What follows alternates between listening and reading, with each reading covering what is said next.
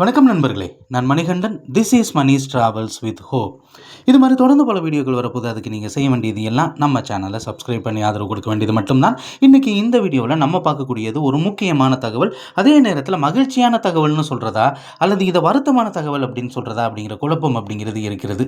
உண்மையிலே மகிழ்ச்சியான தகவல் தான். ஆனால் வருத்தம் என்ன அப்படின்னா, அது சிறப்பு ரயிலாகவே இயக்கப்படுறது தான். எதை பற்றி அப்படின்னு உங்களுக்கே தெரிஞ்சிருக்கும்.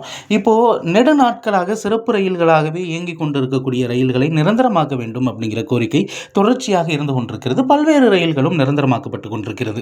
ஆனால் எனக்கு தெரிஞ்சு 3 வருஷத்துக்கு மேலாகவே தொடர்ச்சியாக சிறப்பு ரயிலாகவே இயக்கப்படக்கூடிய ரயில் இந்த மாதத்தோடு முடிவடைய இருந்த நிலையில், இந்த மாதம் அப்படின்னா மார்ச் மாத கடைசியோடு முடிவடைய இருந்த நிலையில் மீண்டும் ஏப்ரல், மே மற்றும் ஜூன் முதல் வாரம் வரைக்கும் 10 வாரங்கள் நீட்டித்த அறிவிப்பு அப்படிங்கிறது வெளியிடப்பட்டிருக்கிறது. கிட்டத்தட்ட கண்டுபிடிச்சிருப்பீங்க அது எந்த ட்ரெயின் அப்படின்னு. ஆமாம், திருநெல்வேலியில் இருந்து மேட்டுப்பாளையம் வரைக்கும் இயங்கி கொண்டிருக்கக்கூடிய ரயில் ட்ரெயின் நம்பர் 06030 அப்படிங்கிற நம்பரில் ஒவ்வொரு ஞாயிற்றுக்கிழமையும் இரவு 7 மணிக்கு புறப்படக்கூடிய இந்த ரயிலானது அங்கிருந்து அம்பாசமுத்திரம், தென்காசி வழியாக மீண்டும் ராஜபாளையம் வந்து விருதுநகர், மதுரை, திண்டுக்கல், பழனி, உடுமலைப்பேட்டை, பொள்ளாச்சி வழியாக கோயம்புத்தூர் போய் அங்கிருந்து மேட்டுப்பாளையத்திற்கு மறுநாள் காலையில் 7:30 மணிக்கு சென்று சேரக்கூடிய இந்த ரயிலானது வருகிற ஏப்ரல் மாதம் 5ஆம் தேதியிலிருந்து ஜூன் மாதம் 7ஆம் தேதி வரைக்கும் இருக்கக்கூடிய 10 ஞாயிற்றுக்கிழமைகளில் நீட்டிக்கப்பட்டிருக்கிறது.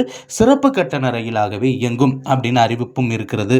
அதே மாதிரி ரிட்டன் டைரக்ஷனில் ட்ரெயின் நம்பர் 06029 அப்படிங்கிற நம்பரில் ஒவ்வொரு திங்கட்கிழமையும் ஈவினிங் இரவு 7:45 மணிக்கு மேட்டுப்பாளையத்திலிருந்து புறப்படக்கூடிய ரயில் கோயம்புத்தூர், பொள்ளாச்சி, உடுமலைப்பேட்டை, பழனி வழியாக திண்டுக்கல் வந்து திண்டுக்கல்லிருந்தும் மீண்டும் திருநெல்வேலிக்கு தென்காசி வழியாக இயங்கக்கூடிய ரயில் மறுநாள் காலையில் 8:05 மணிக்கு திருநெல்வேலி போய் சேரும். இந்த சேவையும் ஏப்ரல் மாதம் 6ஆம் தேதியிலிருந்து ஜூன் மாதம் 8ஆம் தேதி வரைக்கும் இருக்கக்கூடிய 10 திங்கட்கிழமைகளில் நீட்டித்த அறிவிப்பு அப்படிங்கிறது வெளியிடப்பட்டிருக்கிறது.